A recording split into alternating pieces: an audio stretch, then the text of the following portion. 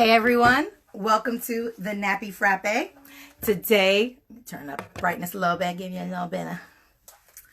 All right, so today this is politics, coffee and politics with the Democratic Socialites.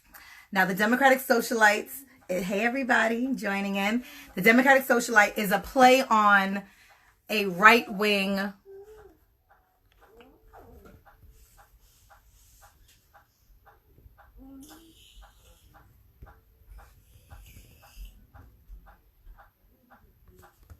I'm sorry, I'm trying to...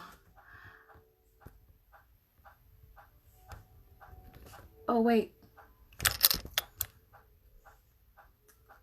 I'm trying to add Natalie to it. It says that Natalie's unable to join. I'm not sure why, so I'm just gonna... Natalie, can you log off and then log back on? And then we'll see why you aren't able to join us. But today we're talking... Hey! So today we are talking politics. And I'm wearing my pearls because when I talk politics, there will be a lot of... Jesus. Clutching.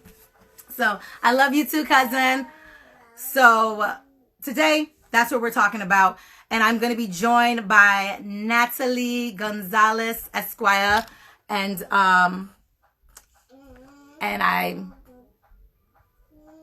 it's saying that she's unable to join right now. So I'll just get this started until Natalie logs off. And then when I see you rejoin, I'm going to try again. So in the meantime, again, welcome to the Nappy Frappe. I am Cheryl Monique. Hey, sweetie. And I'm really into politics. And I wasn't always. During the Barack Obama administration, I started, of course, paying attention because I feel like when Barack Obama became president, I realized I really felt like an American. It really made me feel like, oh, my kid can actually be anything. You know, I almost didn't know that I didn't think it until it became possible.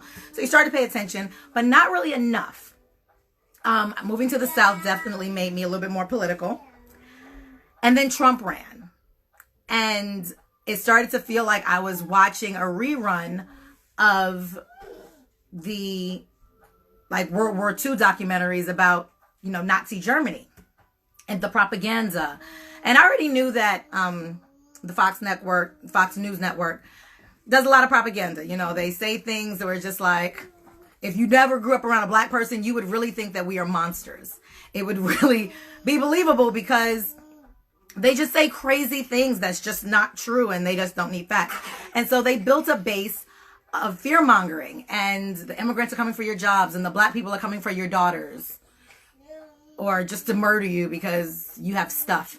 And it really built up this base of angry white people that felt like they were losing everything. And Barack Obama represented the other, taking that away.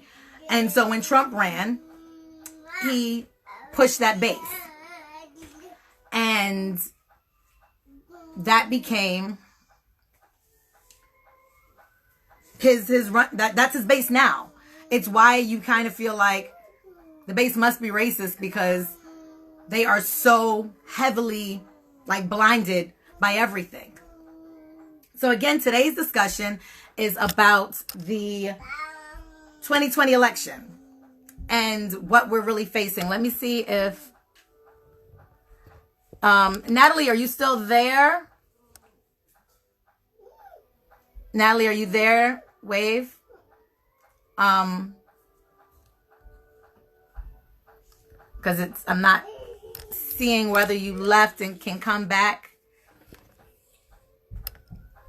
All right, well. So my political standing is I consider myself a progressive and, left-leaning. Now, the problem is sometimes when you hear left-leaning, it starts to feel like, people say, oh, there's the left and the right and I want to be in the middle. And I used to say, hey, Nat, okay, there you go. A moderate. But that's before I knew what that meant. I'm not a moderate. Moderates are pretty much Republican lights. Okay, we are being joined by Hey, we're being joined by Natalie. Yay! You're here. Good. All right. I was a little worried. I was like, is she gonna make it? All right. Woo. All right. So, Natalie, tell us a little bit about yourself.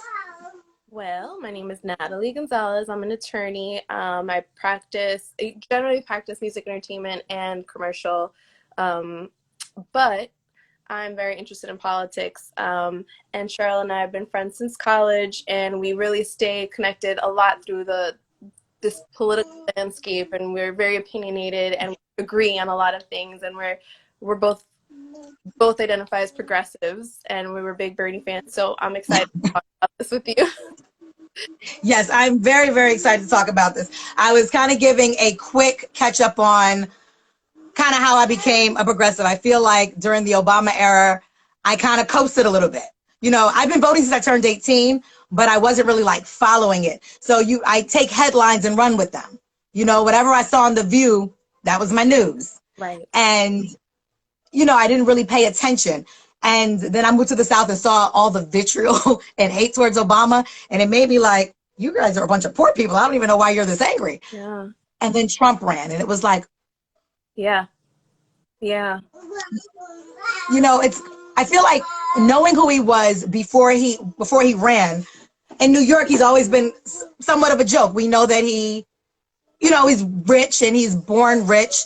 He's a character. But he makes a lot of bad decisions, and he's just kind of known as, at best case scenario, he was new money. You know what I mean? It's like the money that just wears it all, like all your gold chains. He wasn't exactly Warren Buffett. And so, and then, you know, he's a sleaze bag. So when he started to run, it was just like, okay, this has to be a joke.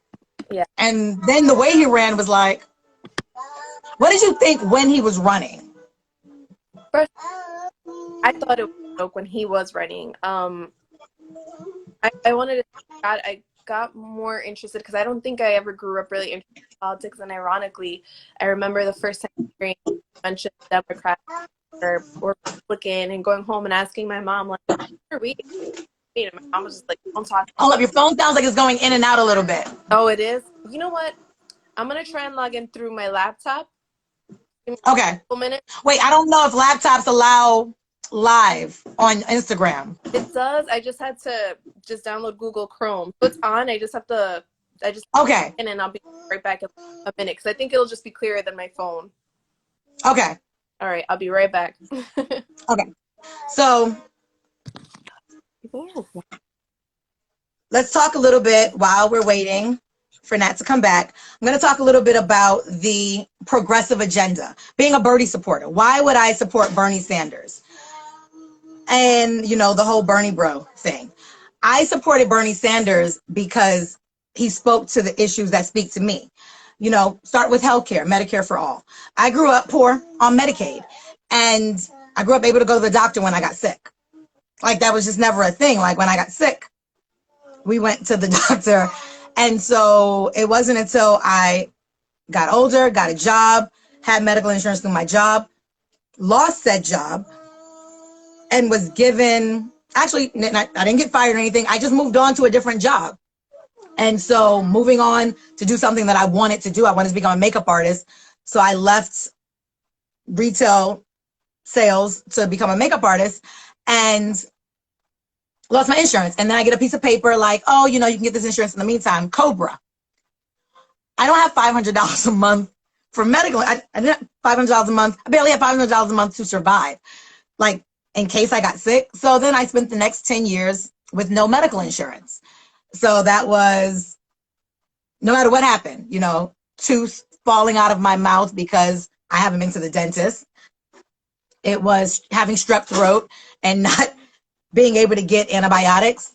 It was just, hell, the only thing I was able to do was go to the free clinic and Planned Parenthood. So like my woo-ha was taken care of because of pretty much socialized medicine.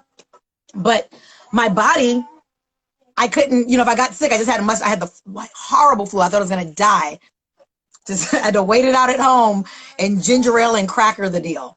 And it was horrible. And I didn't have insurance again for 10 years until the Affordable Care Act or Obamacare. And we're like Americans, that's some third world stuff. And people complain about, you know, Obamacare, but that wasn't the original universal health care plan that was put forth. That's what got through an all Republican Congress and Senate, you know, House and Senate. And it was still very, very kind to the insurance companies and the pharmaceutical companies. And, you know, kind of sucked for us. And of course, it was the buy-in and everything. I'm about to add Natalie back in. And so not having insurance, that was the first thing with Bernie that definitely got me talking about getting Medicare for all. And that was the first thing that definitely had me focus on Bernie, was thinking, wow, we could all have health insurance and get sick anytime. I could give birth and not go into debt. Like, God forbid I have like a serious illness that needs a lot of treatment, and I like could lose my home, just lose everything to try to stay healthier, alive. What was about Bernie? What was it about Bernie that pulled you in?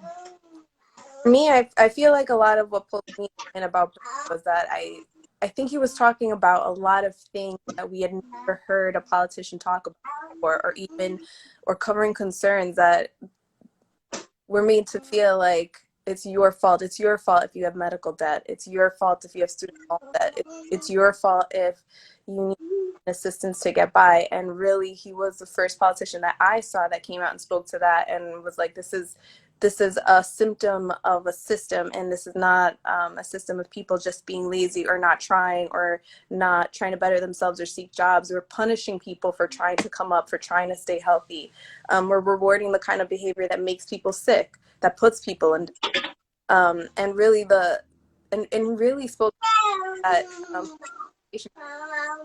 to class mobility, and a lot of people are kept from that because they can't afford college. And he talks about making community college accessible for everyone, that it should be free for everyone. We're all paying taxes, we're all working. Like, why wouldn't we be able to have this pursuit of happiness and seek an education?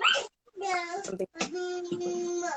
So I felt like he was the first politician that really spoke to that on this national scale, and there were so many people responded to that because I don't think that their views were ever really reflected. And I think that that's why a lot of people were just absent from the whole voting process for so many years.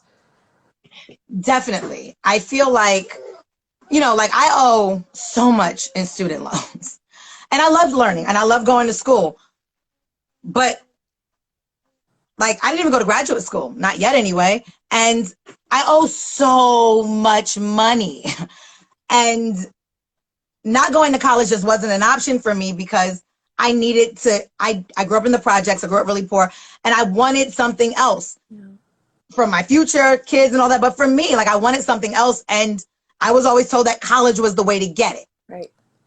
And I do appreciate the education that I get in college. I do think that college has its definite benefits towards furthering yourself in career professionally, but going into lifelong debt to do it is just not okay. Right. And they talk about, you know, like you said, the giveaways or the free things, right, entitlements. Mm-hmm. And it's just like wealthy people get these things.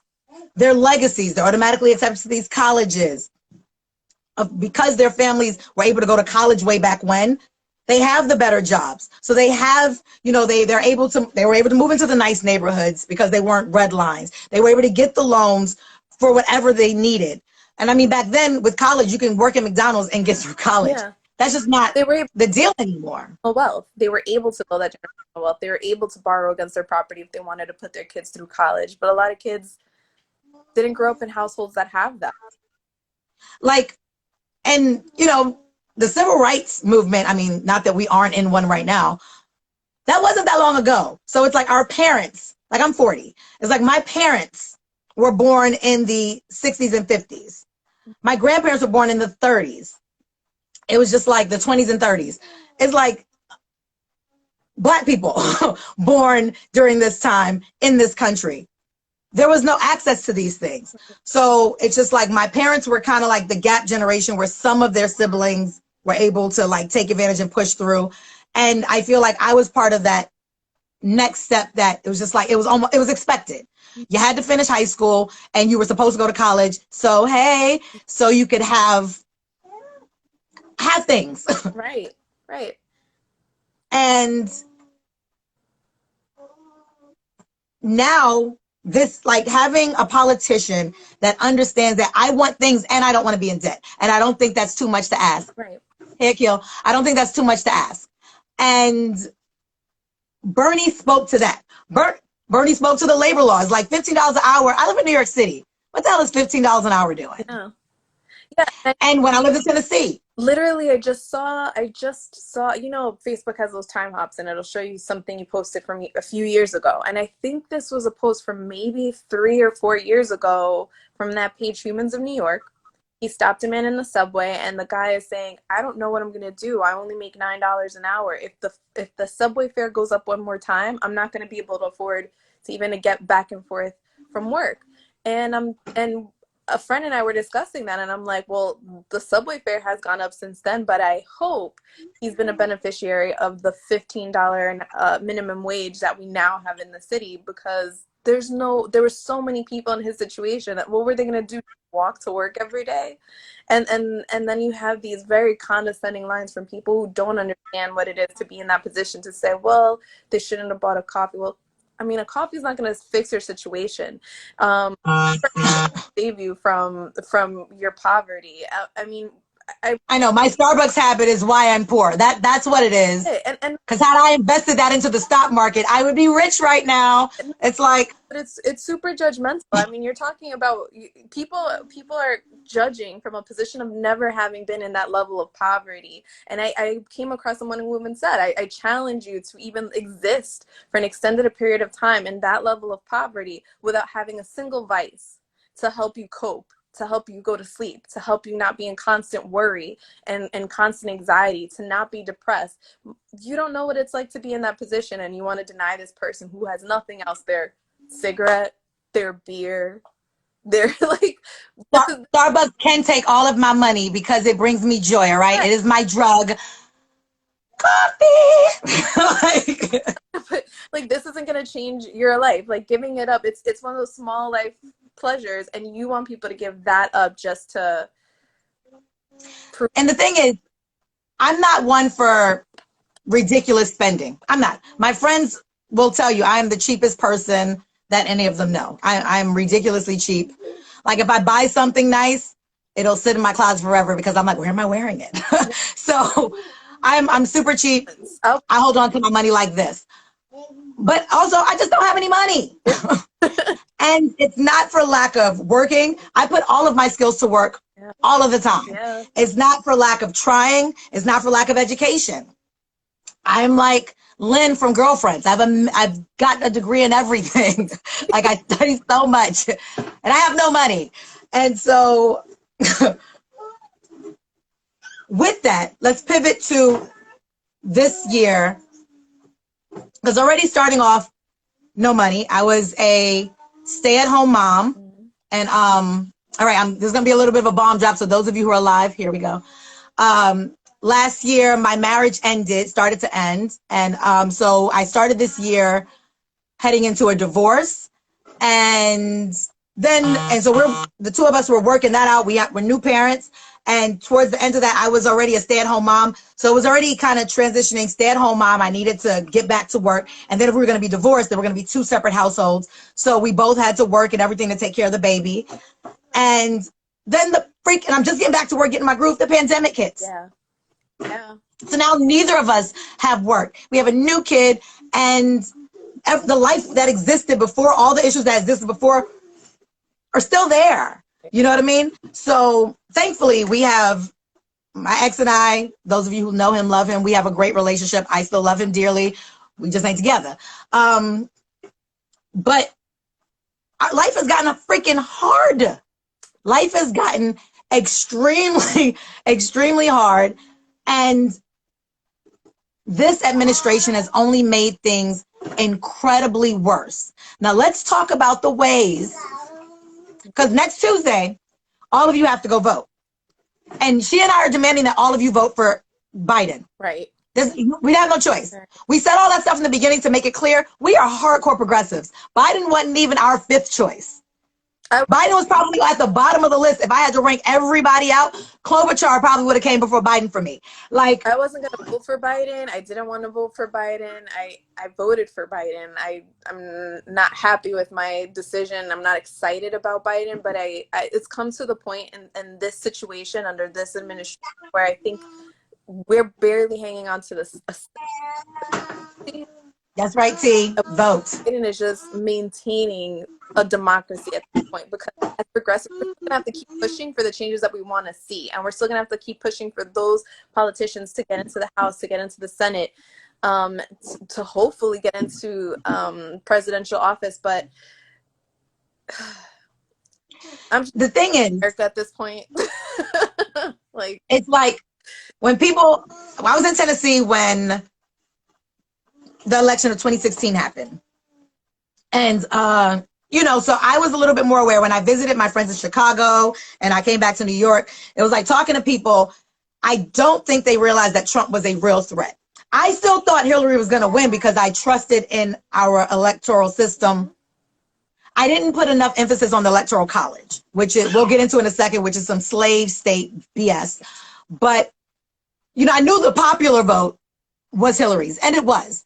But I underestimated, I think everybody else, they underestimated what a real challenge he was. The fact that he took out over a dozen regular conservative Republican candidates to make it to the top.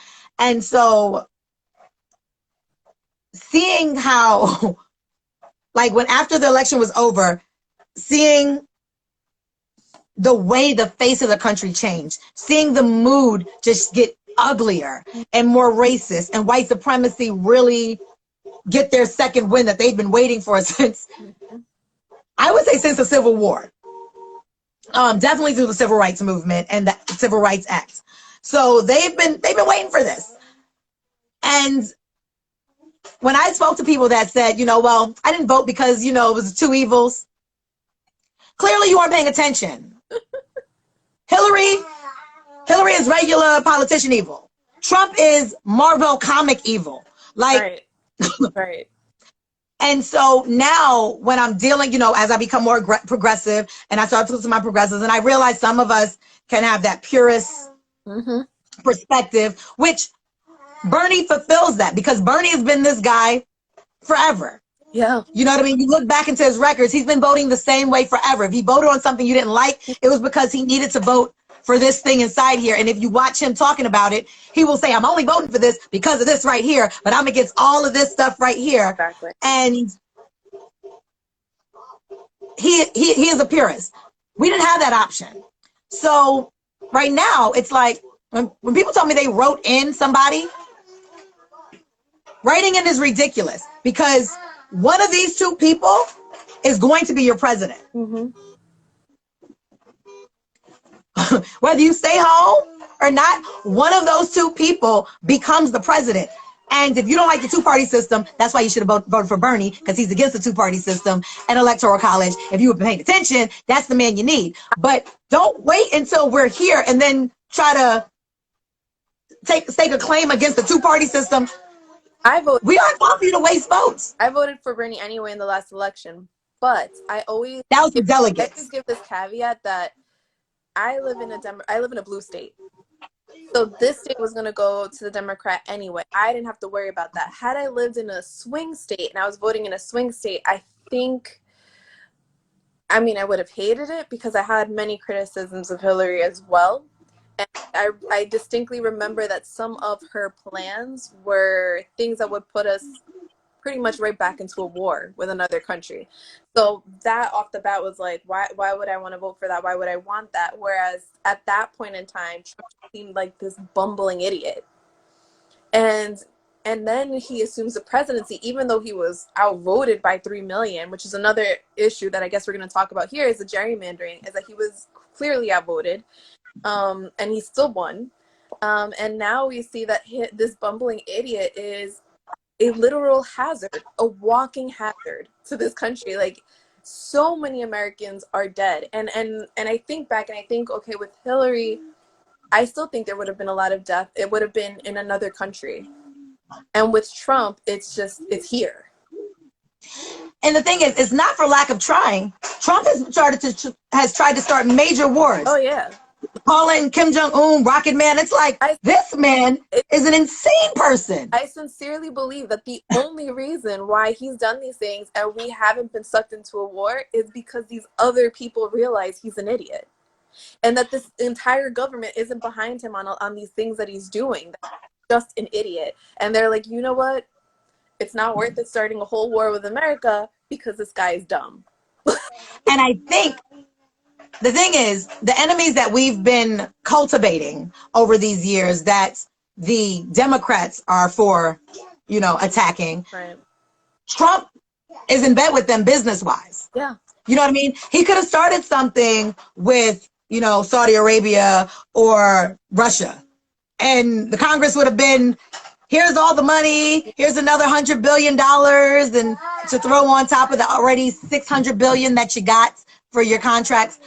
But he's friends with the people that we're normally fighting, and not for good reasons, not because he's diplomatic, because Trump isn't diplomatic at all. It's because he has hotels there. Yes. And he says, F the emoluments clause. Right. Now let's talk about the emoluments clause. Give everybody a little understanding of what that is. So I can't repeat it verbatim, but essentially what the emoluments clause is directing is that the president can't be put in a position where he is going to be swayed by the leaders or king of another sovereign nation. So for instance, in Trump's position, he still owns the Trump hotels. So when a Chinese foreign national leader or somebody in politics or president, or whether it be in the Middle East or China or Russia, comes and they stay at a Trump hotel, whose pocket are they putting money in? His. And this is the problem, because you're leading a country and now your interests and the nation's interests can be in conflict. And that's a situation that should just never exist. And so he's violated that so many times. He's refused to divest from his businesses. Which he said he was going to do. Yeah. He said he was going to sign off on everything, and his sons would run it. And he still hasn't done that. Like, he was going to have to replace Obamacare. He still has. For years, he said he was going to revive a whole bunch of industries. That hasn't happened. I mean, it's industries that, like, he's going to bring back the coal industry. You mean the killer industry? The industry that's killing its own workers? Killing our environment. And killing our planet. Instead of creating more, bringing in this Green New Deal, which I would love to see, and creating so many more jobs, because we need to create a greener infrastructure. And that would create so many more positions for so many more people and skills that are needed for that. And instead, you're trying to revive a dying industry that's just harmful. It's just harmful to us in the long run. And going back for a second with the emoluments clause and him not divesting from his businesses, it's not even as though he's trying to hide the fact, like most of these politicians have their own interests. The only problem is he's not even building that wall. That wall has like 2 parts to it. It's like a half a mile. He's not building a wall. He keeps begging for money for that wall. He's not building a wall. He took interest in painting it for a minute, but he has the attention span of a squirrel. So he buried that nut. He doesn't even know where it is. He's gone. But with China, all those taxes and tariffs he put on to punish them, none of them are any of the things he sells or his daughter sells. Mm-hmm. So it's like, raise 25% on fruits and produce, like things like that affect our farmers, steel that affects our industries, our ability to make cars and things like that, infrastructure. That's there's extra money on. But his little tacky ties and suits and his daughter's the shoes are cute, but her little cheaply made shoes, yeah, those, nothing. No. And it's just like the direct conflict of interest. He can't be trusted. No. When I think he's Um, is so. what's the name of the journalist that was murdered? No, I don't remember his name. Khashoggi, like something like I'm messing up the name. Yeah, it's something with Shogi. Yeah, he was killed by the prince, the Saudi Arabian prince. And when asked about it, like journalists, ours, American, Yeah, murdered a journalist. I mean, we're fake news and all that, but murdered. And Trump's response is, well, they spend a lot of money here. Like that's the stuff he said out loud on the news. Well, I mean, we heard him in the debate, in this last debate, when Biden pointed out, you can't find the parents of over 500 children that your administration separated from their parents for no reason, because it's literally just used as a deterrent. I was going to say they did it for a reason. The reason was to be cruel and punitive and malicious. Right. They want to use cruelty as a deterrent. And his response to that was good. You know, Biden pointed out that Trump tried to say, well, and Biden pointed out, but this zero tolerance policy of separating them from their parents, and you're the one that's using these cages, you're the one that's still keeping them there, you're the one that's deported their parents and kept the children here, and now you can't find their parents. And Trump's response to that was good. He said the Democrats made the cages and then you put kids in them. Right. Like they were empty cages. They were empty cages until you snatch children from their mothers and put them in them and let them die. A lot of kids have died, and those are the ones who aren't being sexually molested. Right. And then the women whose uteruses, there is a man there that they're calling the uterus collector because he is literally performing unconsensual hysterectomies. Like, this is in America. It sounds like something that was happening in Nazi Germany. But it's like, no, this is America today. Yeah. And I think a lot of people don't realize that a lot of the ideologies that Nazi Germany got, it didn't originate there. It originated here. It was our slavery really helped them out with that. Right. So a lot of these ideas were already happening here. And so it's clear that Trump, America as he's like playing teams. He thinks of red states and blue states, and the red states aren't his team and the blue states aren't. This whole pandemic was allowed to get out of hand purposely because he felt that it was going to hit blue states hardest. They admitted to this. Kushner was put in charge of rolling out a plan back in like March. He came out and said, we're going to have a plan in 6 months. We're going to do tracing. We're going to do mass testing. 6 months was already too late. But the next month, because that was in March, and then in April, Trump comes out and says he has a natural instinct for science.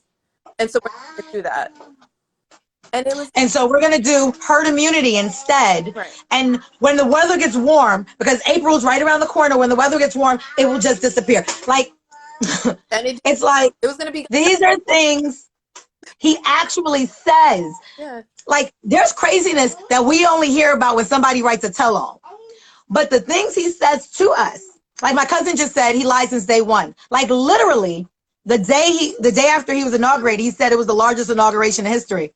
Like, oh, he's a sociopath. Yeah. It's just kind of like, oh, he's not just corrupt. Like, he's a crazy person. People keep expecting him to feel bad, and they keep expecting him to show some sort of embarrassment or empathy. And I don't think that he does that. Like, narcissists, sociopaths, they don't feel empathy. He doesn't feel bad for the people that have died. He doesn't feel bad because he's lied to you. He doesn't feel bad that people were just yesterday was stranded on a tarmac because he had them bust in the cold in Omaha, and then elderly, a bunch of old people just they were having hypothermia, they were having medical emergencies. He does not care. He does not. In case you guys didn't see that, Donald Trump and the Trump administration, they bust in a bunch of supporters into Nebraska, right? Right. Into Nebraska for one of his rallies. So it was from the parking lot to wherever the rally was being held. And then once the rally was over, he left and no one brought them back to this parking lot. So now you have all these elderly people just standing out in the cold. And like, imagine, you come from Port Authority to go watch like a Giants game, at the stadium in Jersey. And so there's a bus that takes you from Port Authority to New Jersey to the stadium. And then after the game, you come out and there's no bus to get you back. So now you are in New Jersey. And you're locked out. And you're locked out and you're like 100 and it's like 5 degrees. Like, I just don't know how many more ways this man can show America that he doesn't care about America. I don't know how many more ways he can show that. yes, he left them. And I feel like really it has to come down. Like people think, so I think for people out there, they need to hear him say, I am a racist. I don't care about you. I'm in this for the fame. I'm in this for the money. I'm in this for the notoriety and the attention. All that matters to me is me. And unless he says that, anything short of that, they will still believe that he's just telling it like it is.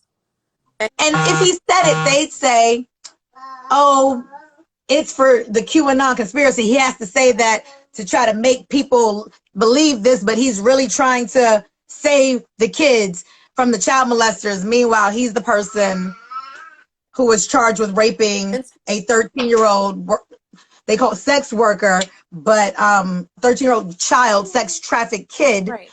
He was the person that was being charged with that right before the election. That just disappeared. Yep. And Carol, another woman he's now in court with in New York because she's suing him for defamation because he's claiming that she's lying about when he raped her in a department store. His first wife, the mother of it, wrote a book.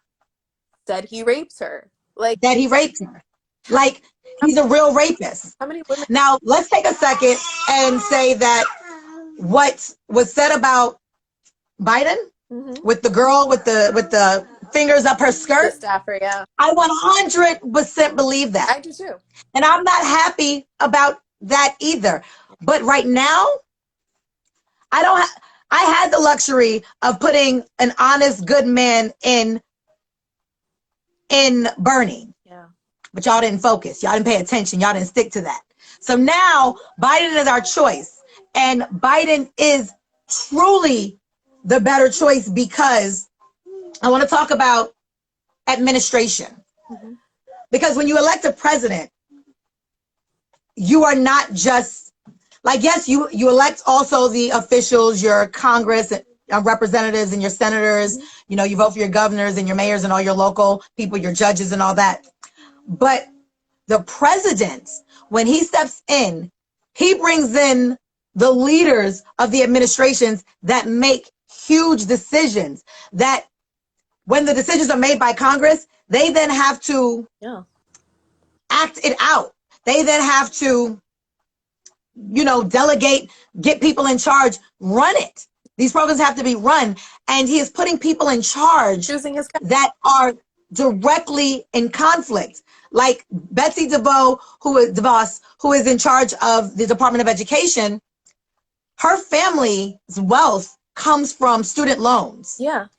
She is a high proponent against public schools, to defund public schooling, which I can't even imagine how much more you can defund our public schools, to put more money into charter schools. And guess what? All your kids can't get into charter. It doesn't mean all of our kids go to charter schools. It doesn't. It just means there's nothing left in poor areas. And that's the thing. I feel like, again, you have Trump who is violating the Emoluments Clause because his interests are in direct conflict of what he's been put in charge to take care of, which is this. He is putting people in positions of power that are also in direct conflict with the departments and the agencies that they're supposed to be administering. DeVos is like the obvious one, but there are other ones that I believe are who's leading our environmental bureau is also like making his money off of oil.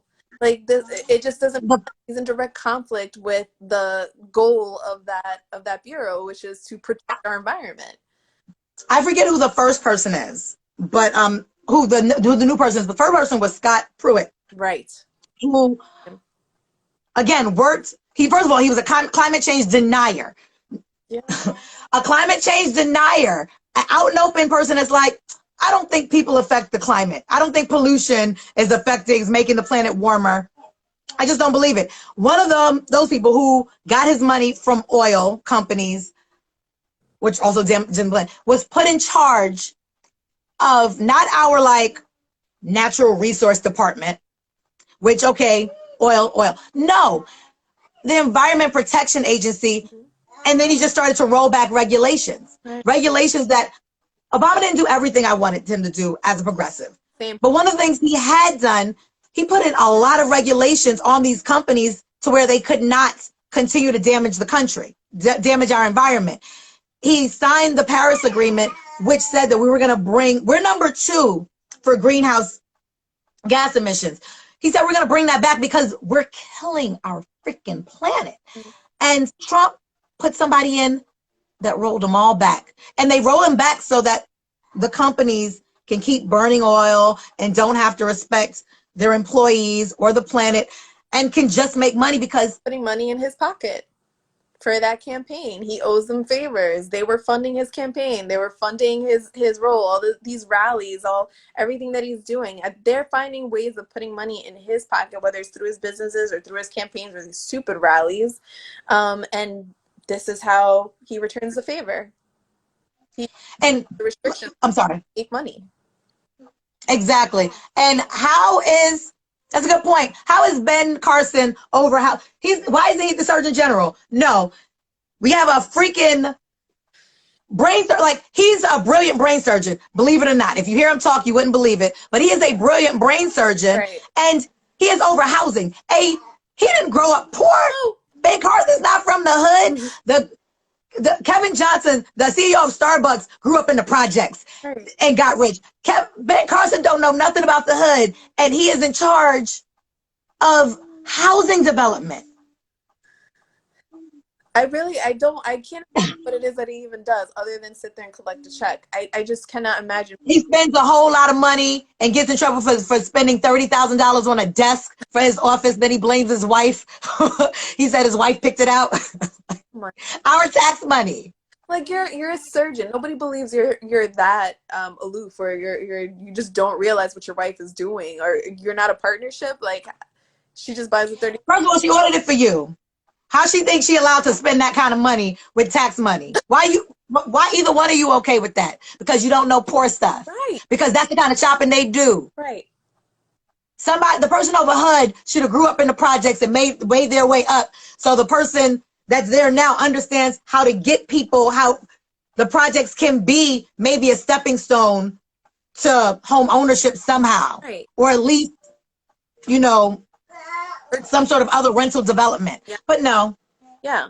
Just decent, safe places to grow up where you can strive for higher education or a vocation or a trade. And no, it's not that. For a lot of people, it's still dangerous. For a lot of people, they don't have resources. A lot of neighborhoods that don't have resources. And he's not fixing that. He's not finding ways of providing that. He's not finding ways of bringing that to people who are living in food deserts.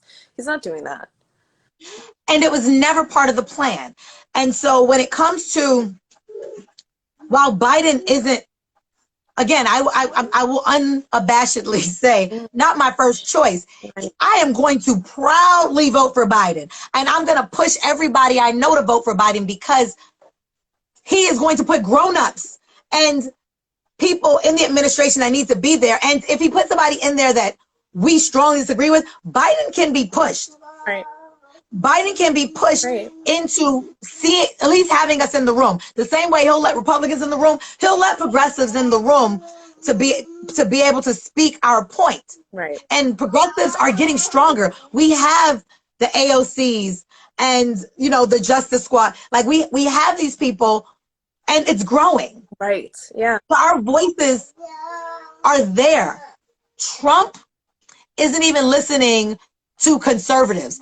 Anybody that's trying to come at him with sanity, doesn't want to hear it. I laugh because it's just his plan for COVID, even though he said in a meeting in February on record to a reporter that, man, it's more deadly. It's 5 times more deadly than the flu.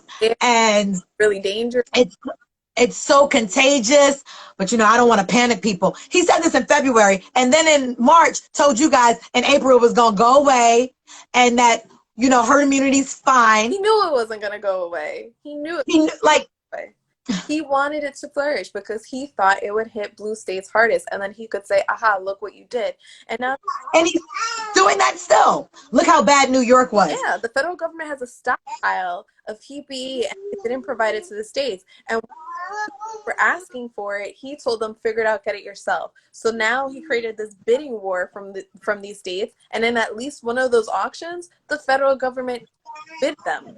So you're undermining their attempts to help themselves so that you can turn around and blame governors of blue states because you don't care that this translates into actual lives lost, and not just the people that have died, but also the people that have survived it and are living with possibly lifelong conditions because we don't know what this virus does. There are people who have like inflammation around the heart. There are people who never got their sense of taste back. There are people that still have difficulty breathing. There's still people that are experiencing blood clots now. Other people ended up having strokes and they're only in their 30s.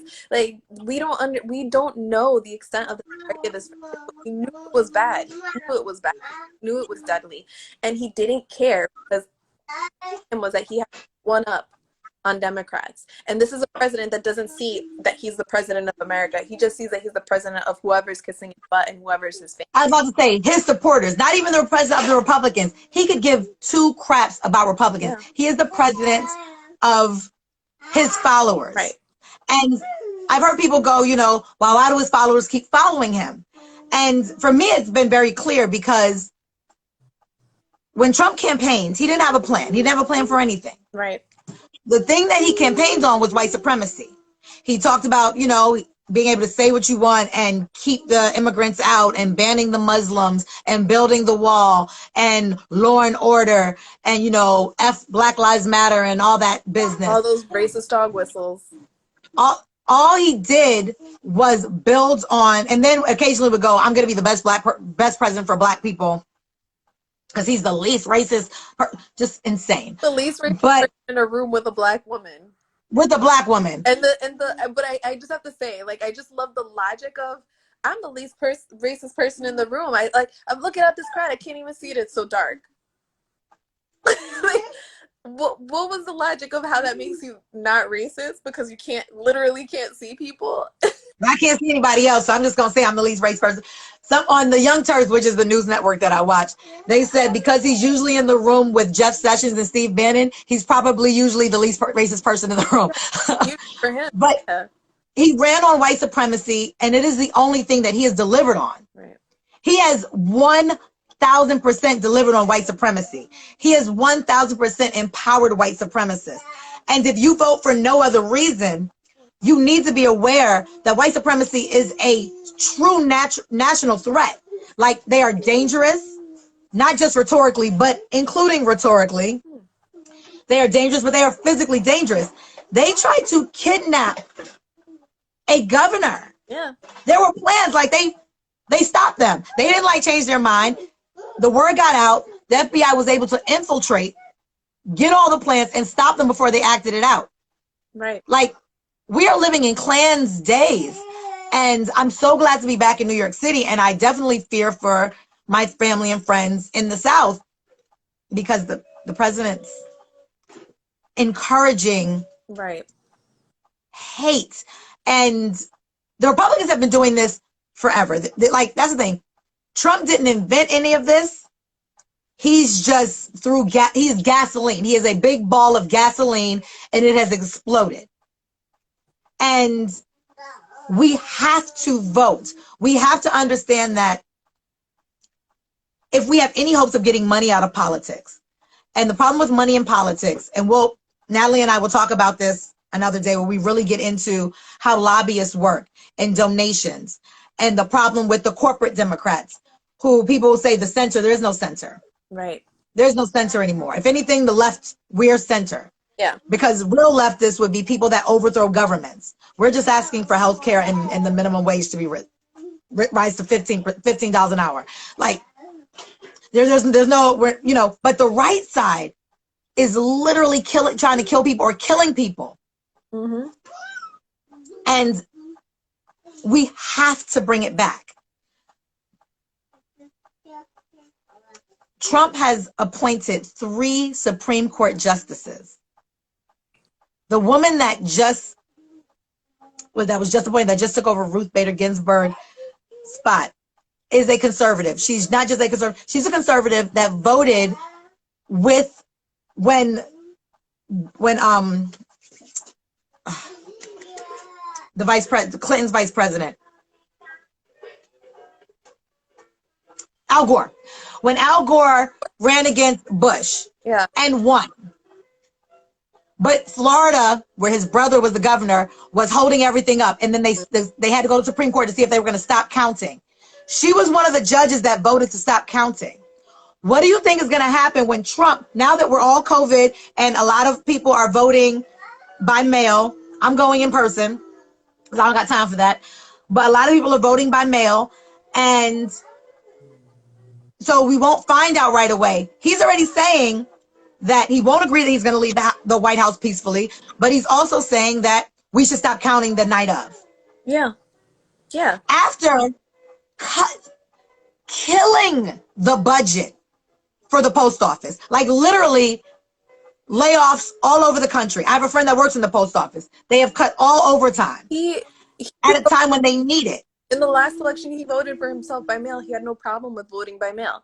He votes by mail every time. He's having a problem with it now because now he's in the position where he has to play by the Republican handbook of voter suppression and cutting people's access to the vote, because he knows that just like last time, he's not the popular candidate. He's not the popular candidate this time, despite the very loud and obnoxious base that he has. They're the extreme minority. And he feels that if he can just keep a lot of people out of being able to vote, he'll win. I mean, you can look at what happened, for example, in Texas, where they closed a lot of those polling sites throughout this year, and a lot of the sites that are servicing counties that had the highest increase of Black and Latino citizens moving into those counties had lost the highest numbers of polling sites, and the ones that saw the lowest increase of minorities coming in kept their polling sites. So we know Kentucky closed 95% of their voting sites. Not 95 of them, 95% across the country. And this was the last election. They did this.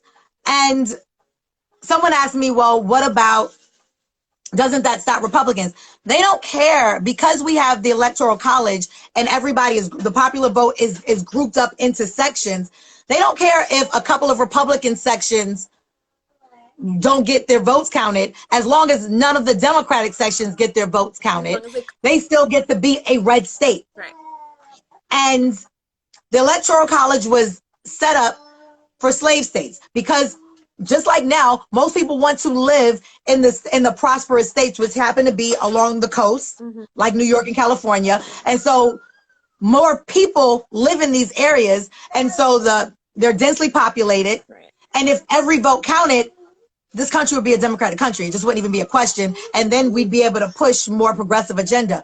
But the slave states didn't want to lose their slaves, so their whole thing was to hold on our slave rights. We have to section things off and then clump them, because we can't include every single person. Let's get a general idea of areas, and then we'll see how that works. No, and the thing about that is that the results of that city, and they're outvoted by a meadow in the middle of America. And then if an area starts to spread out, they will just gerrymander, which means change the lines on the map to say, let's cut into this area that's now Democratic. If we cut it and add this red to it, now it's not blue anymore. Right. Now it's red. So they'll take blue areas and slice them up and give them to majority red areas to now make them red. They'll make voter ID laws. And like, this is some black codes crap. The black codes were after Reconstruction, when Black people were immediately elected. They didn't just take positions in Congress. Right after the Civil War, Black people were elected to power. They shut that down immediately and started with the grandfather laws. If you can't vote if your grandfather didn't vote, and of course, slave grandfathers didn't vote. And like all this stuff is just a continuation of that. And the Republican Party is vicious and they are savage with theirs. They know how to work power. I won't lie. Mm-hmm. And our Democrats, Not. that's why the press has got to be stronger. They're not doing. They don't fight. And that's what we were talking about, is that we don't have a true left in this country, and that's why they're not doing enough. That's why we have somebody like Biden who's still catering to moderates and centrists as if they're the popular voice in this nation, and they're not. There's a reason why Bernie and AOC became wildly popular and why people responded to them so quickly, is because they're reflective of a lot of popular positions that I never expected to see a politician present, and even were fully convinced that it couldn't be done or that it wasn't economically true. And Bernie kind of blew the lid on a lot.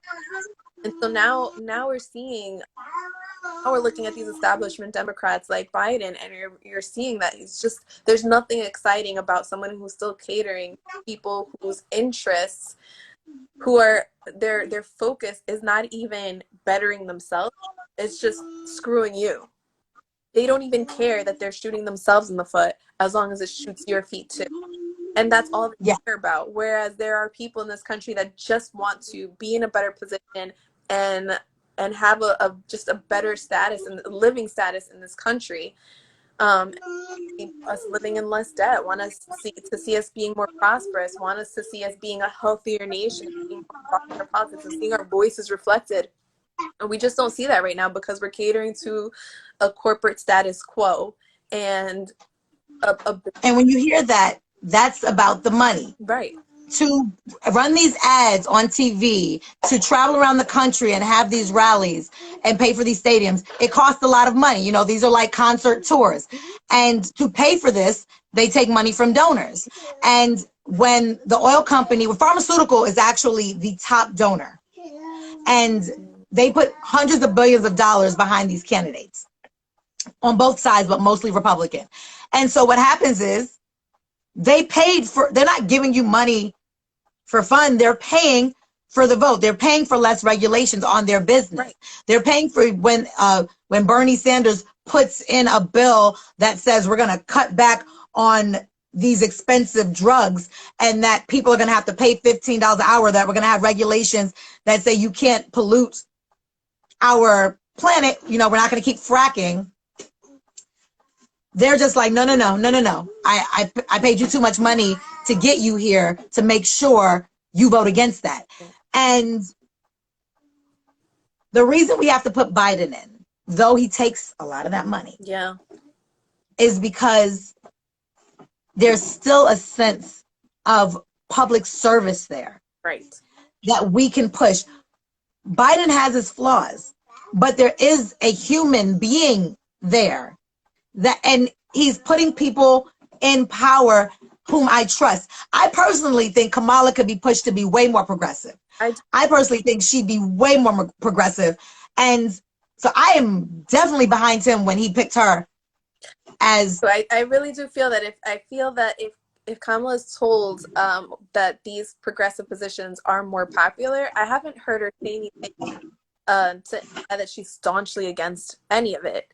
It really just seems like she's the VP. She's following Biden's plan. She's following his lead on this. But I really feel that if it were presented to her that these positions are more popular, she would go with that. That's definitely me. And we have to believe, vote because our positions are popular. Don't feel defeated. Don't allow gerrymandering and voter suppression to stop you, because we got to think, 40, 50 years ago, people were being bussed into town to vote and being beaten as they got off those buses and still got off those buses to vote. We have we have to vote. People literally died. Yeah. People of color, women, beaten, murdered, because if voting meant nothing and they try to convince you that your vote doesn't mean anything. Right. If your vote didn't mean anything, they wouldn't have to work this hard to steal it. Right. And they are actively working so hard to steal our vote.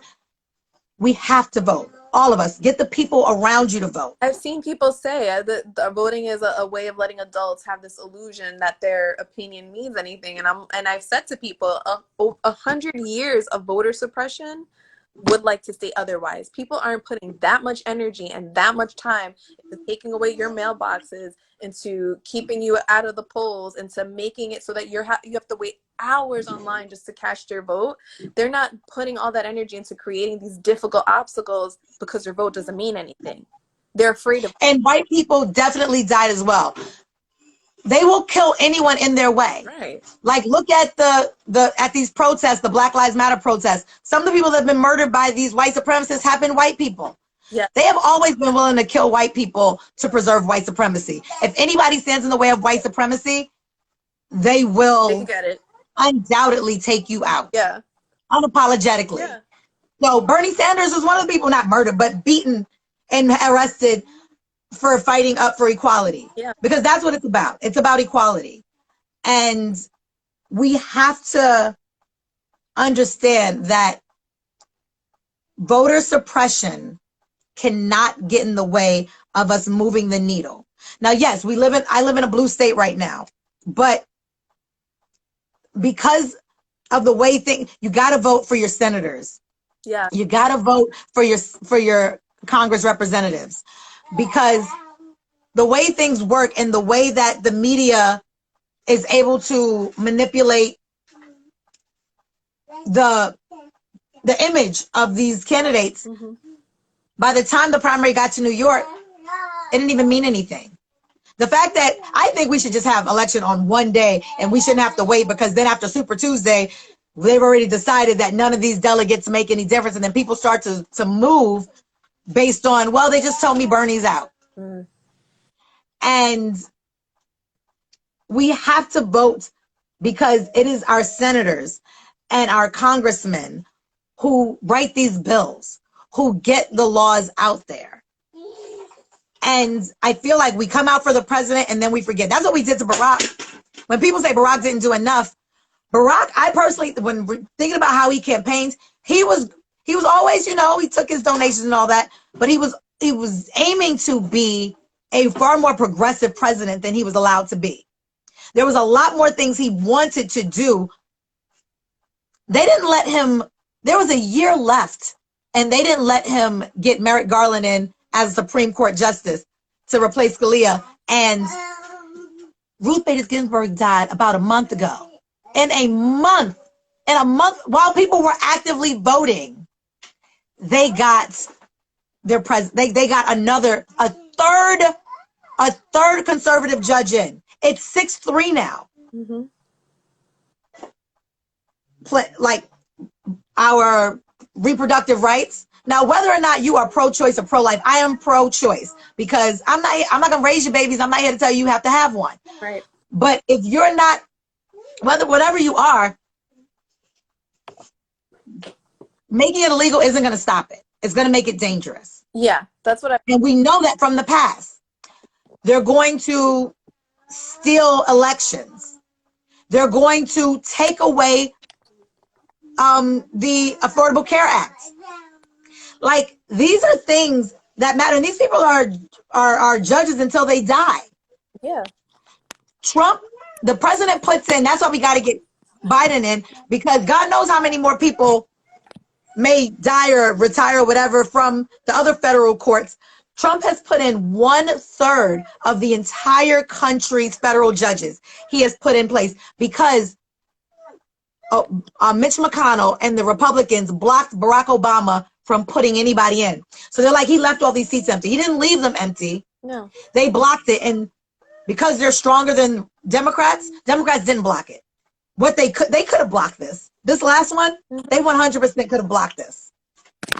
Ooh, sorry about that. That's all right. I was going to say, I mean, it's my hope, and I don't know the likelihood of this happening, but it's my hope that because Amy was voted through the Judiciary Committee without any Democrats present, which they were supposed to be because they abstained, they weren't present to vote, and so the quorum that was necessary to vote her through wasn't present. I'm hoping that someone has the gall to go back and say, you know what, her place in the Supreme Court is just illegitimate and she shouldn't be there, and there should be another vote, or another president should choose it. But I just don't see these moderate Democrats, these establishment Democrats, having the gall to do that. And that's what I mean. And that's the problem with not having a true left, is that no one's really facing these Republicans. And they're just sort of like, you're cheating. That's it. You're a hypocrite. They don't care about being hypocrites. It's like if your man keeps sleeping with all your friends and your cousin, and you're just like, you're a dog. He don't care. Bow, wow, wow. He don't care. You're not hurting his feelings. Yeah. Republicans have no feelings. They don't. They are pimps. And they are treating us like hoes, and they don't care. They didn't provide another stimulus check for anyone. They still haven't had an answer for that, but they could figure out the Supreme Court justice situation. But they haven't answered for the millions of Americans that have no paycheck coming in, that have no job, that are losing their homes, that losing their cars, just lost their livelihood. They don't care about that. They don't care about any of it. They aren't putting money towards point out this pandemic. I see a lot of people blaming Nancy Pelosi for it, and I have plenty of criticisms about Nancy Pelosi, but I have to agree with her on this, is that she's saying no, because the last time Democrats said yes to the Republican proposal for stimulus, it put pennies in our pockets as compared to the billions it was putting into corporations and lining already wealthy people's pockets. And this time she said, no, you're not going to hold people's desperation over their head to enrich yourself. And the Republicans are essentially saying, if we can enrich our cronies, you get nothing. And really, that's what they're trying to do. Like, I get they're saying, because Trump wanted to do the $400 a month. Mitch said no to that. So Mitch doesn't even want to do $400 a month. They're just trying to give you that little $1,200, which is nothing. And again, put all this money behind these corporations and these businesses that we need it. Right. Keep us going. Like, feeding the people should be feeding the economy, because you give us money and then we can spend it on the businesses that we want to save. The businesses that are truly essential to us will survive. If you give us money, what we're going to do is we're going to pay our rent. We're going to pay our taxes. We're going to go shopping. We're going to get the things that we need, and the things that we need will survive. Right. But they're deciding which companies get to go, and small businesses, the business, like I was working for one of my friends' small businesses. Those are the businesses that just have to fend for themselves. Right. And figure it out. And contract workers like myself, it's just like, good luck. Yeah. And they, like, care, because it's not them. And that's what I keep saying about the establishment left too, is that it's this charade of fighting against Republicans, but at the end of the day, they're not as desperate for Trump to lose as regular people are, because they'll still be fine. They still have insulated from what's coming. The rest of us are not. We're going to feel the brunt of this. The Republicans always start saying, they always worry about the money when the Democrats are in power and talk about the budget, but we almost always leave them with a surplus or a climbing economy, and they always leave us in debt. Right. The Republicans always, because they don't really care about the budget. They care about where it's going. They don't want to give money to Americans. It's our money. Right. It's my tax money. Right. When is the working class going to see the value of the work that we produce? We're not seeing it. And the money we give to the military, that's not for keeping us safe. That goes to weapon contracts or infrastructure. Like our veterans, I have tons of veterans in my family. Yeah. They are not getting what they need. Right. You get sick. Why aren't there a bunch of VA hospitals all over the place? Right.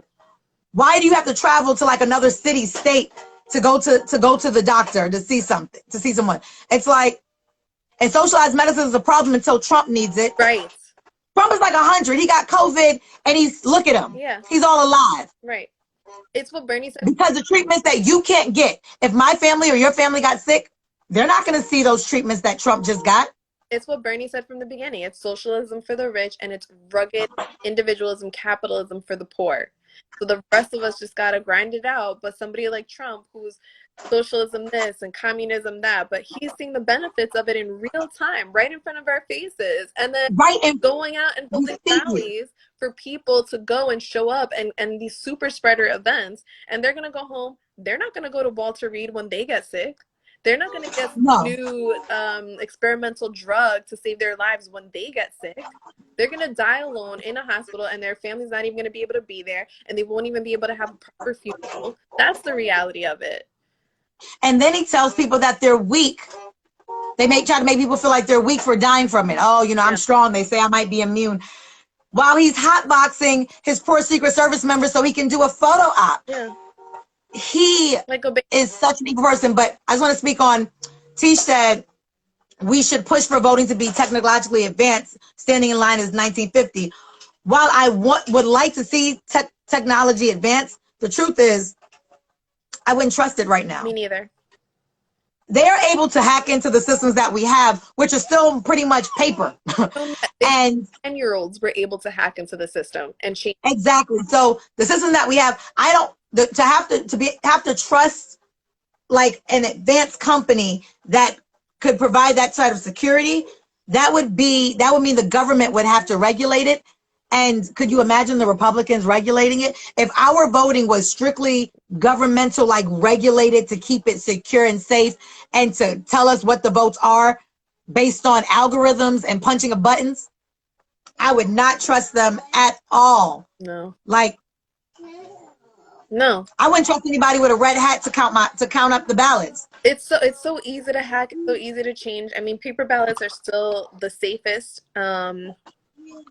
I just wouldn't trust us doing it that way. I could trust us, you know, ensuring that people are registered. Like when I went to my polling site, they were able to just type it in on an iPad. They were like, "Yep, there you are. Here's your number.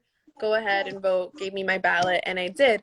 But I wouldn't trust that to tally the votes, because it's like you said, it's just, it could be so easily changed.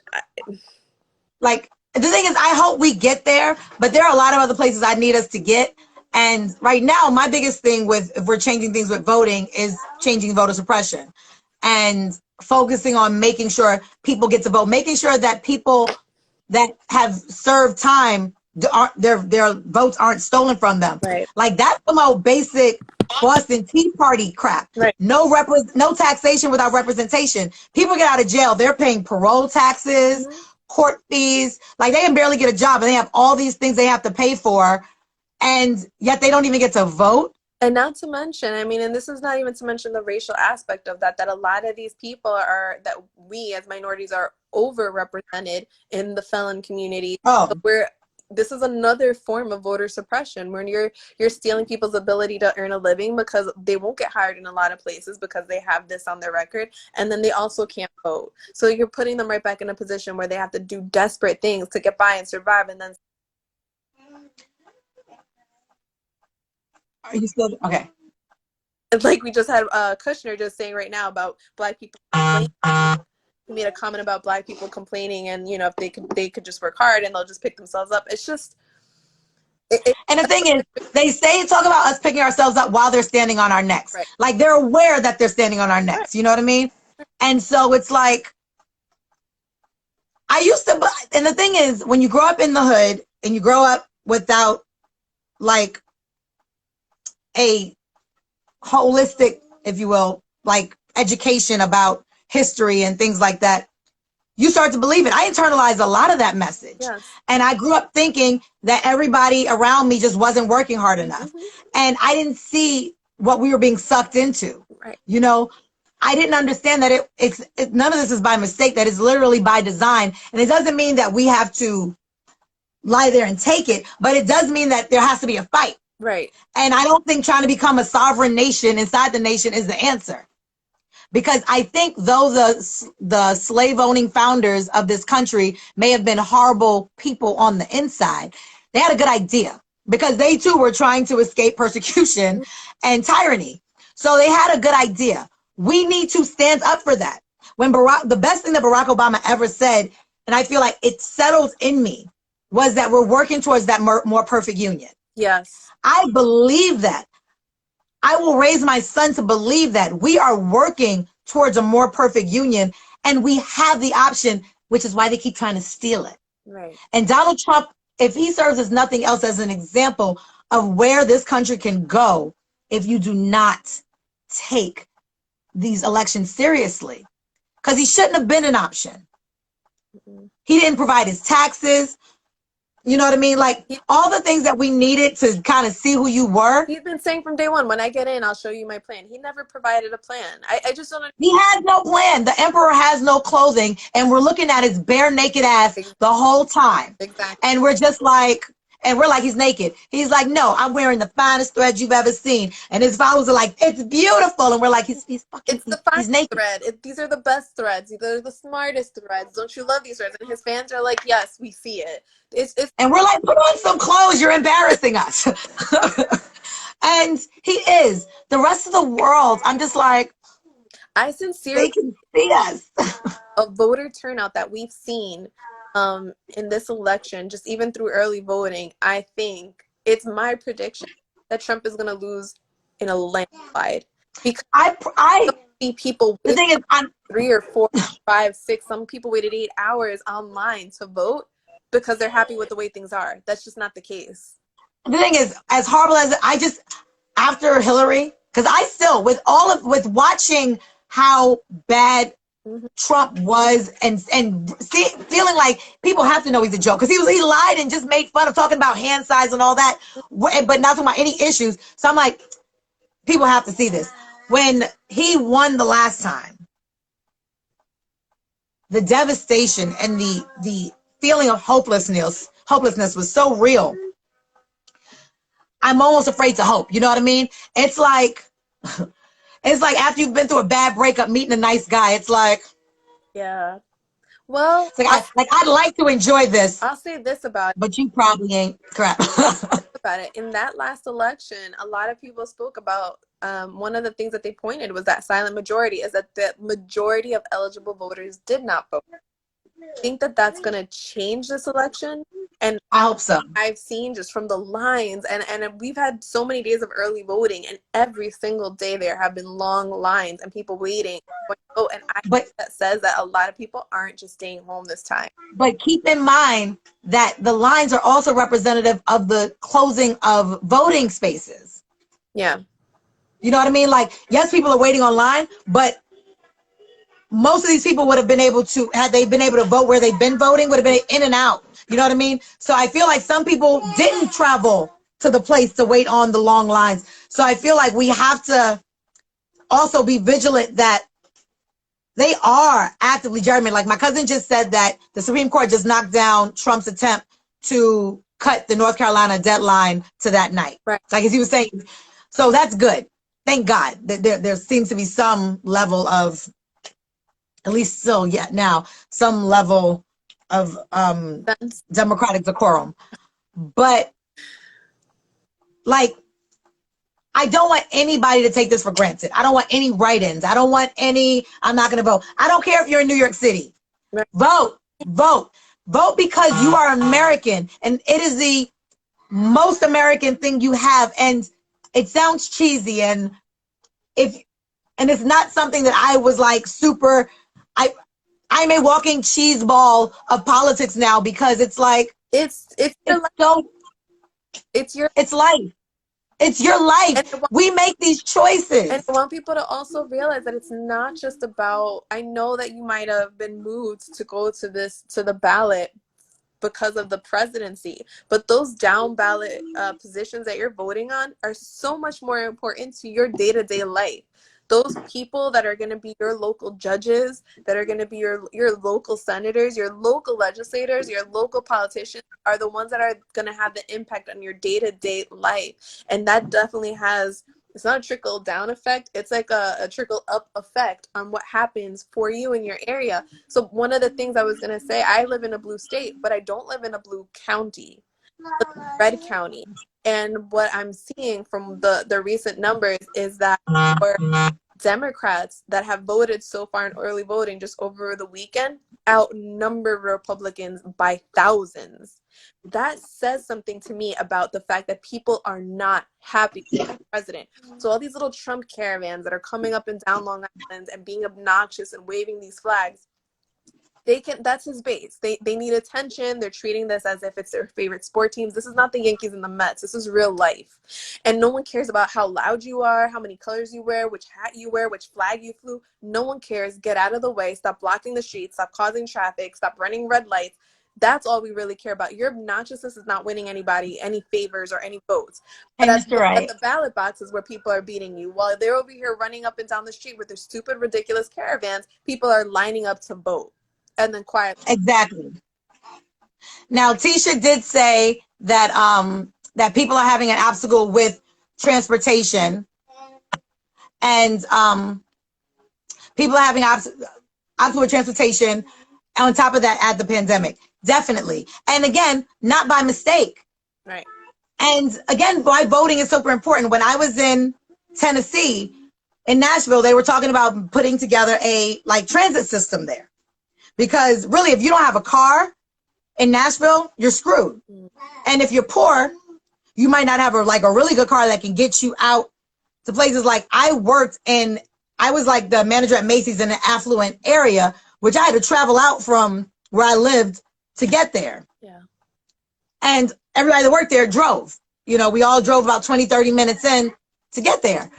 They were talking about really putting a system in, and they're like, oh, it's so expensive. And I remember the wealthier people voting it out because, oh, it's just going to slow things down and it's just not going to be attractive in Midtown. It's like the area with the most jobs, with the most money, people can, if you have transportation, people from the poorer areas can get in and work there.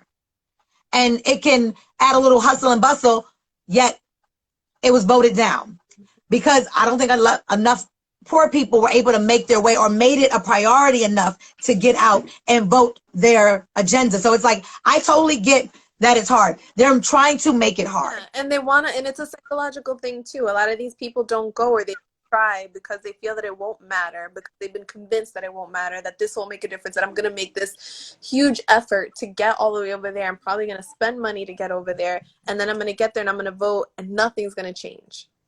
And I think that a lot of people have been erroneously convinced of that. And yes, definitely push against that. And I've seen so many people also organize pools, carpools or things like that. And I've seen people say, look, if you need a ride to the polls, let me know. I'll drive you there. And I've said this to my friends too. I mean, I live in Long Island. Most of my friends drive because that's just how you have to get around here. Most of them drive, but if they didn't, or I've said to people, if you feel uncomfortable for any reason, being online or just going, or you just want to stand there by yourself, I'll go with you. I already voted. I'll still go with you. I'll stand there online with you. We can talk. I'll just wait for you while you're voting. I'll go with you. I remember when I voted, I would say against Trump, but for Hillary. No. I was a Bernie supporter last time as well. But when I voted for Hillary, I remember being scared when I voted, and not because I was voting for Hillary, but because I was a Black woman in Tennessee going to vote. And I drove behind Trump stickers and Confederate flags every day as I went to school and I went to work. And Confederate flags definitely send the message that they're supposed to send. You know, it's like a moving, burning cross. Mm-hmm. You know, it lets you know you're not supposed to be here. You're not wanted here. And the reality that people were murdered for voting and voting against white supremacy, and just looking at me alone, feeling like they could look at me and tell, Black girl, long nappy hair, I might have had on African clothes, but just looking at me, it's just like, she's not going to vote for Trump. And I wasn't, and afraid that I might be attacked. And the anxiety that I felt just getting out of my car, going into the voting poll, and then coming back to my car, feeling like I literally thought in my head that I might be shot. Yeah. And in that, realizing that's why I had to vote. And I think I posted a video when I got in my car about being scared. And it was just that's why I had to vote, because people who were like hosed down and beaten and shot at, still went to go vote. Yeah. So I could. I have to do it so Canon can. And so everybody coming after us can, because they're not going to stop with your vote. Right. And we have to keep moving this along towards that more perfect union. No, Bernie didn't win this time, but there are so many more progressives in the House of Representatives right now, moving into Senate. Yeah, I feel like he doesn't get enough credit for leading that movement, for bringing it to a national stage. I don't think that we would have the AOCs and Ilhan Omars and the Rashids. We wouldn't have them in office if it weren't for running. So even though he didn't win, I absolutely think he moved that needle bounds ahead just by running, by bringing that progressive platform to national attention. He inspired so many people to run for office, and he continues to do so. And that's another reason why I hated the way he was blamed for Hillary losing, because there was more Hillary could have done.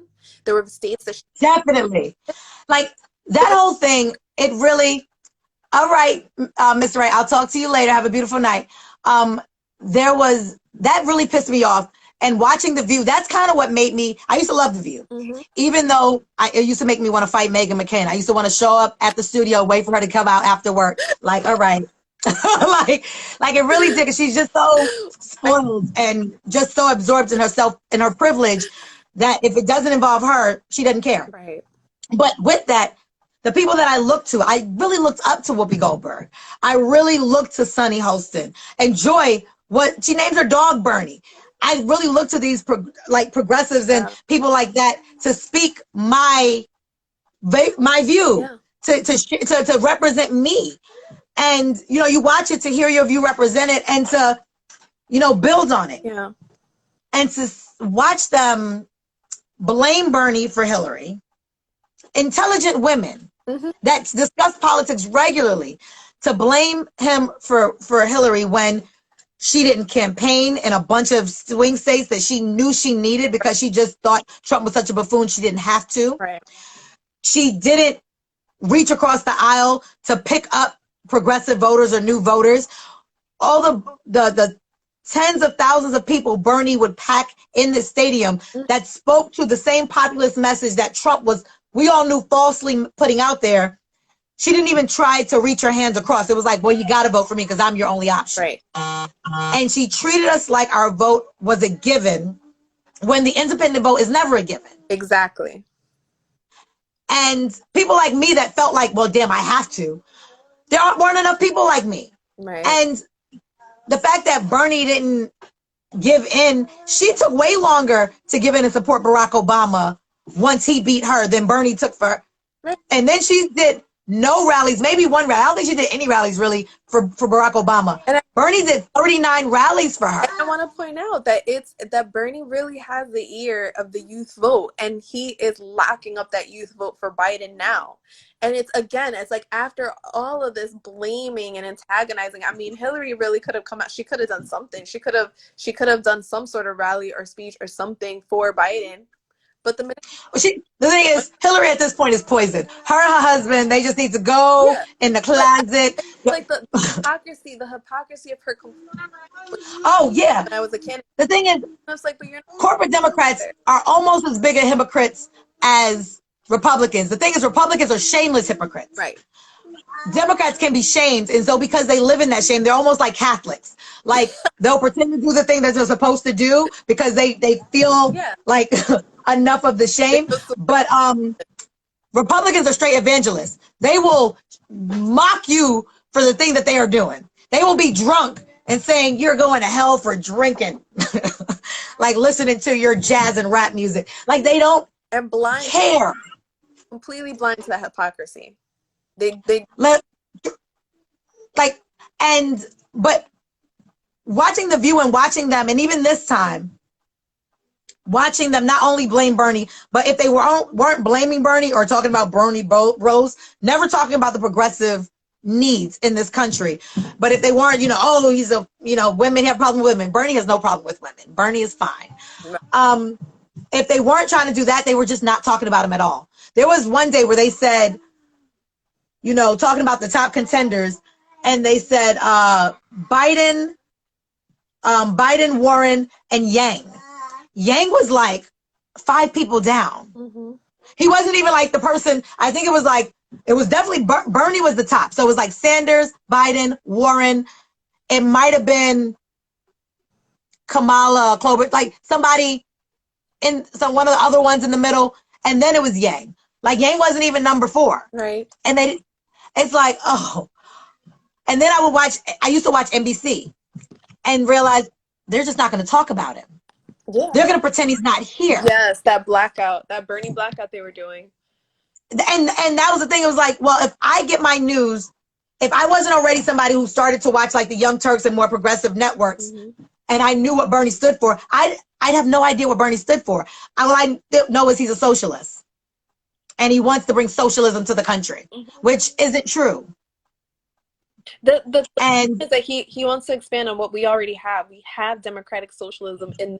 That's how this country has been run. And we should. That's what we're supposed to be. I want my tax money to feed the poor more than it takes to buy tanks that we don't use, even use in the wars. We just give to our cops to use against protesters. Yeah. And in a police state. They defend it by the same way that they were defunding the post office, and they're talking about how much the post office costs. The post office doesn't cost us anything. The post office is a service. We are benefiting from having it. If that's the way they're going to describe it, they could equally describe our military industrial complex that way. The military is costing us way more, and what service they're providing way more is such an understatement. Most of our money, most of our tax money go to the military industrial complex. And understand, when we say military industrial complex, we are not talking about soldiers. Right. We aren't even talking about real weapons. We're talking about giving money to other countries to buy weapons to start wars with other people so we can take their oil. We're talking about giving money to these billionaire companies for contracts of things that they take forever to supply or don't supply at all.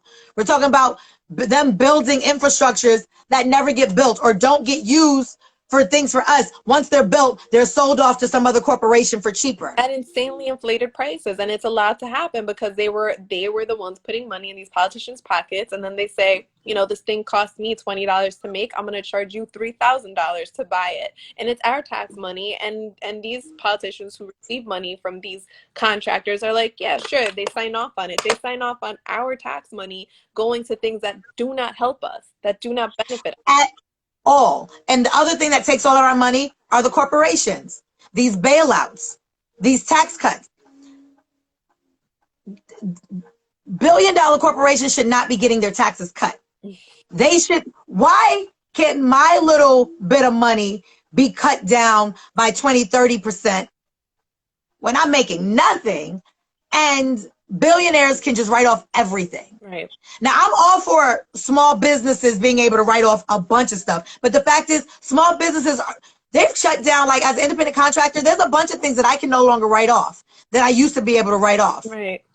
And so it's like small business people are not winning. It's the companies like Amazon and Facebook, which made, so, like, I do a little bit of stock.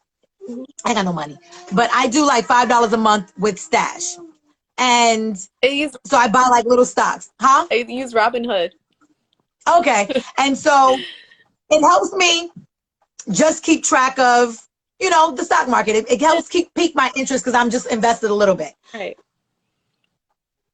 I've been able to take out money from, because I have Amazon, Netflix, Starbucks, and I have one that's like a bunch of companies that's like Facebook and Amazon and all that, blue chips. And then there's one more, Disney, I think. Because they've been doing so well, I've been able to take out all the money that I initially invested, put it back in my account, and I'm just making money off of what I've made since investing. Now, granted, it was only a couple of $100, so I made probably, I made a couple of $100. Right. But I made a couple of $100 during a pandemic. Right. That was my only income coming in. Yeah. You know what I mean? Jeff is good. His wife good. And I'm not saying take away his house. Billionaires cannot spend the money. They couldn't spend it if they wanted to. Yeah. But we can. Right. Give us health care. Right. I will help you spend that money, Jeff. Warren. Now, the truth is, Warren Buffett is actually not against paying taxes. Right. But you got to make him. Right. Right. I don't want to be left to the philanthropy for the philanthropic hearts of billionaires. No, they don't. I'm not a fucking dolphin. No. You don't get to decide this month I'm your charity. No, you are an American. You make money off of the American economy. You have to give back to it. Right. Period. Our quality of life cannot depend on the benevolence of billionaires. They need to be taxed. They're making money off of this system, off of this labor force. Then they have to show this labor force the value of our work. They have to pay back into the system. Like I've said to other people, if the wealthiest Americans were taxed the way the lower working classes were being taxed, if they had that wealth tax that Bernie talks about, if their taxes were raised, you know what's going to happen to them? They're still going to be the wealthiest Americans. Period. I'm like knocking over my coffee.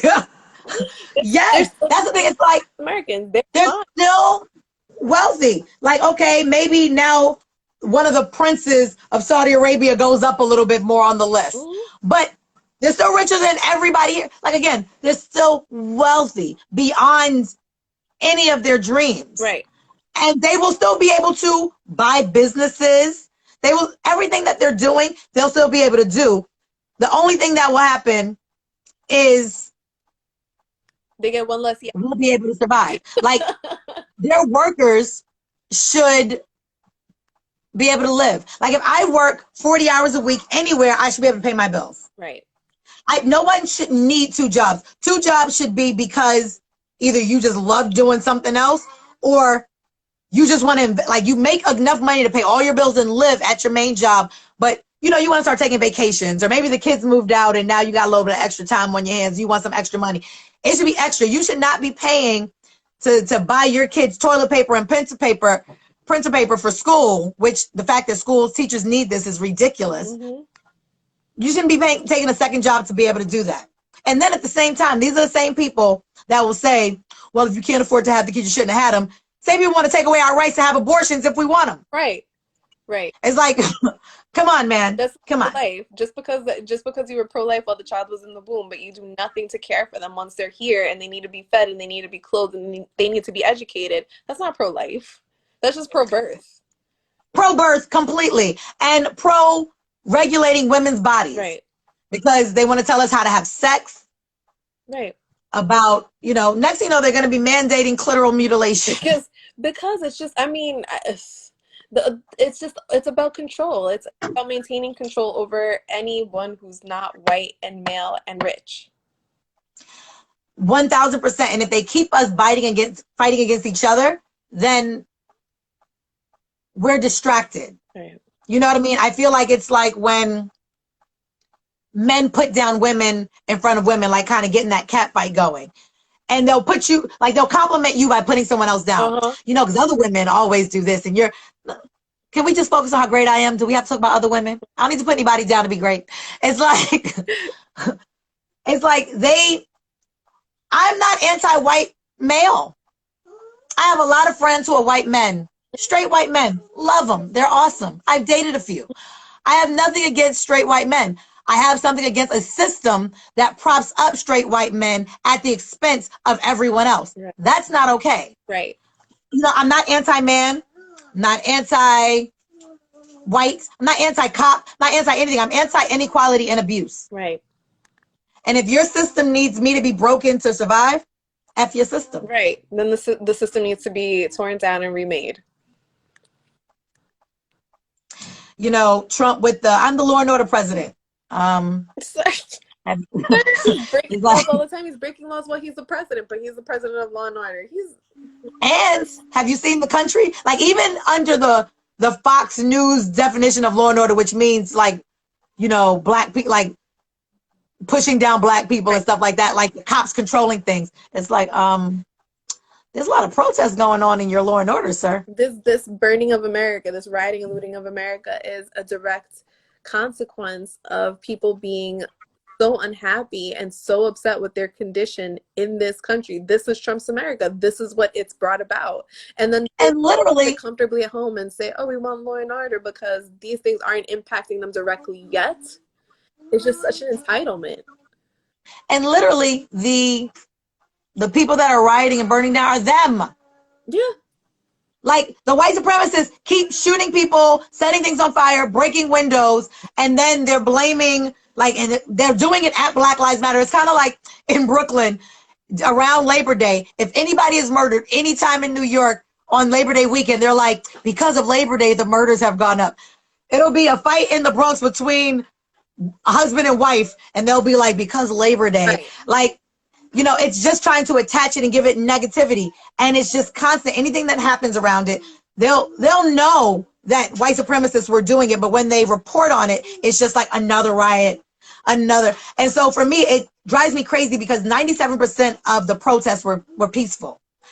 Out of that 7% left, there were cops, that like include the violence that the cops did, of, you know, all the videos of the cops pushing people down and attacking people unprovoked, and the white supremacists. And yes, there were some black people burning stuff down, but they were like the least of the 7%. Right. Like, and still, I'm not worried about some windows being broken over people being maimed. Listen, I don't give a damn about your window. I like when people talk about it, I don't care. No. I don't care. Oh, what about the businesses? They'll be the other people that own businesses, and this isn't, or like the good immigrants or whatever. No, but there are people being killed. I want people like to realize, like, what they say. What does rioting do? Well, rioting has played a role in this country. Women were rioting for their rights to vote, and they got the right to vote. It's not just America. Women were rioting in England to get their right to vote. They were walking down the street breaking windows too. There's a purpose to this. What's happening is that you're hitting capitalism right where it hurts. It's if we can't have these basic rights, this whole system that's making you money and putting money in your pocket, we're going to burn it down unless we get to benefit and be treated as fully human in this system as well. That's what's happening.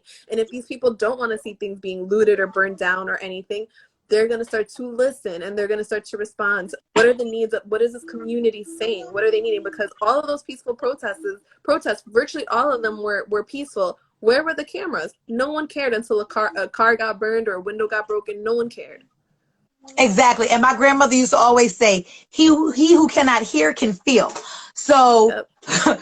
If you don't listen, you will feel what I'm saying. Right. And you're not going to kill my baby and think I'm going to be at home just crying peacefully. Right. You don't get to kill my baby, my brother, my friend, my uncle, my father. You don't get to keep killing our men and our women and then shooting us down in our homes and then expect us to sit silently. Am I supposed to wait my turn? Yeah, and forgive. The way that they expect people to just turn the other cheek and be peaceful about it and to forgive. And it's just like, no. You know what? And it actually reminds me, I don't know, I cannot remember his name, but it actually reminds me of a story that went viral of, it's in New York City, a white woman accusing this child, I think he was like in second grade, a black boy, of touching her butt? Yes. And when he was brought onto a TV show, when it was found that he didn't touch her butt, something brushed against her butt, he was facing the other way, she had called the police on him.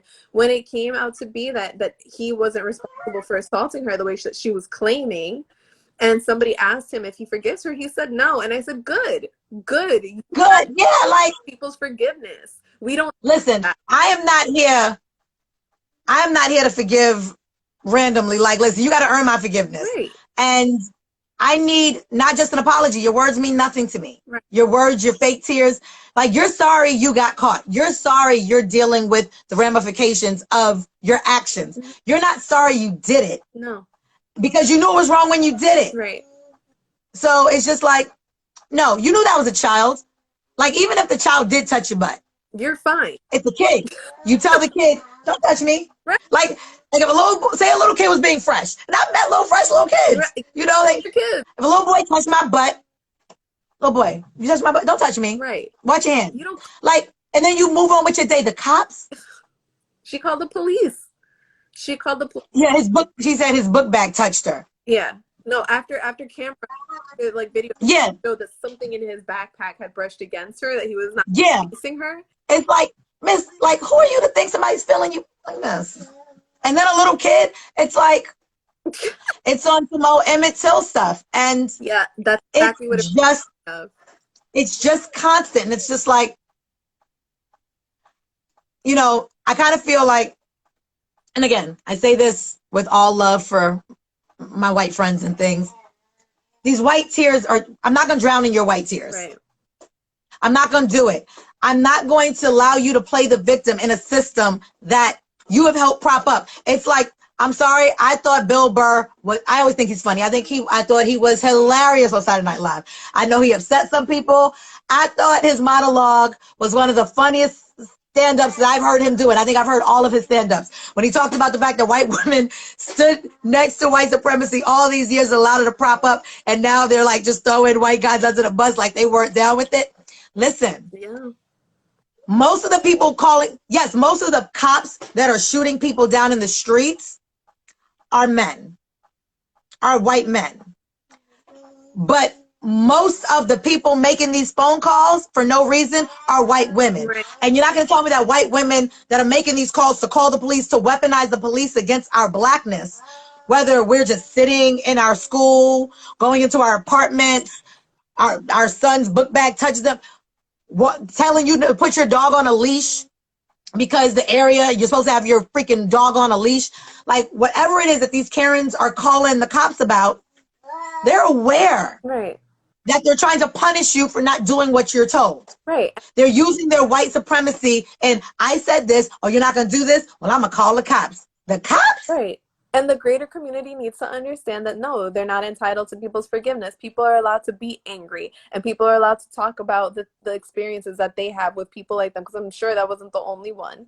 And you're not entitled, and just because you said I'm sorry because you want to save face in front of the public doesn't mean somebody has to say, oh, okay, it's okay, and I forgive you. It's not okay. It's not okay. You're not sorry. And I want Trump to go to jail when he got COVID. I was not sorry. That it tastes like karma. I haven't even, like, I usually just share my tweets on Twitter. I usually just share my stuff on IG. No, I had to go straight to Trump. As soon as I found out it was the middle of the night, I had to go, all right, Trump. Yeah. I had to tweet him directly.